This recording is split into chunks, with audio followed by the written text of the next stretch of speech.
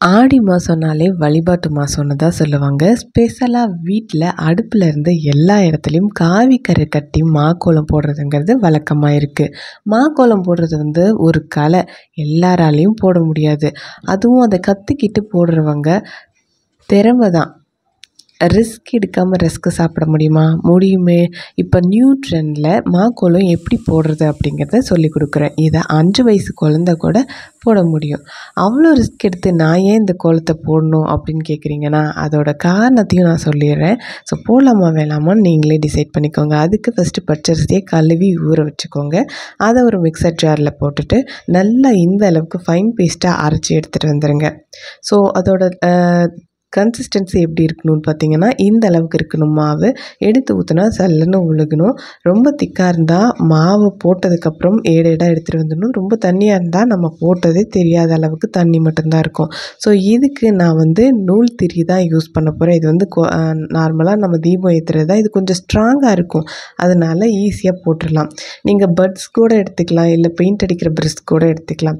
So அதை use பண்ணி நம்ம அப்படியே எடுத்து மாவில் டிப் பண்ணி நம்ம எடுத்து இப்படி போடும்போது அது பார்த்திங்கன்னா லைக் பெயிண்ட் அடிக்கிற மாதிரி தான் இருக்கும். சும்மா ட்ராயிங் பண்ணுற மாதிரி தான். இது 5 வயசு குழந்தை கூட பர்ஃபெக்டாக கொடுத்தீங்க அப்படின்னா செஞ்சிடும். அதுக்கு என்ன வருதோ அதை வச்சு பண்ணிடும்.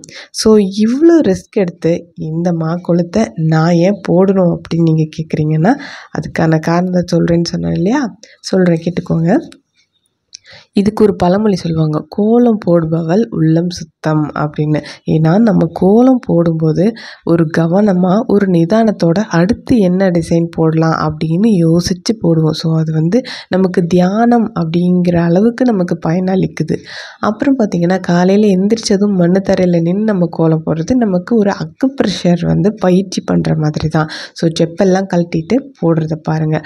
அப்புறம் பார்த்திங்கன்னா, இதோட அறிவியல் காரணம் என்ன அப்படின்னு பார்த்திங்கன்னா, எறும்பு, இந்த சின்ன சின்ன பிராணிகள் எல்லாத்துக்குமே ஒரு உணவு கொடுக்குற மாதிரி, இல்லை உயிர் வளம் இருக்கனால மண்ணில் இருக்கக்கூடிய நுண்ணுயிரிகளுக்கும் கொஞ்சம் ஊட்டம் அளிக்கிற மாதிரி இருக்குது. ஸோ அதுக்கப்புறம் ஆன்மீக ரீதியான உண்மை என்ன அப்படின்னு பார்த்திங்கன்னா, பாசிட்டிவ் வைப்ரேஷனை அதிகமாக்குது, நெகட்டிவ் வைப்ரேஷனை ரிமூவ் பண்ணிடுது.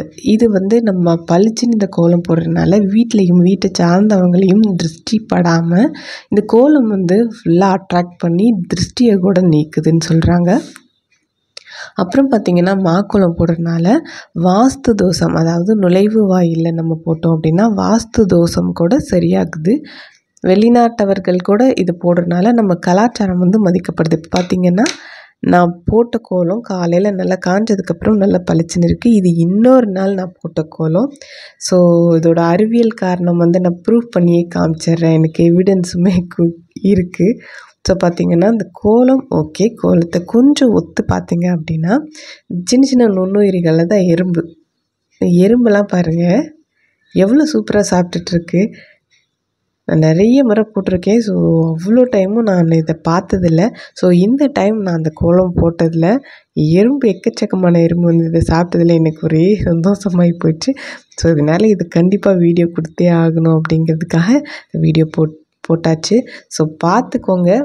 ஸோ இந்த விஷயம் உங்களுக்கு பிடிச்சிருந்தது, ஃபாலோ பண்ணணும் அப்படின்னா ஃபாலோ பண்ணுங்கள், இல்லை ஸ்கிப் பண்ணுறதா இருந்தாலும் ஸ்கிப் பண்ணிக்கோங்க, இது உங்களுடைய விருப்பம். ஸோ நம்மளால் ஒரு 4 உயிர் சாப்பிடுது இல்லையா? Okay, thank you.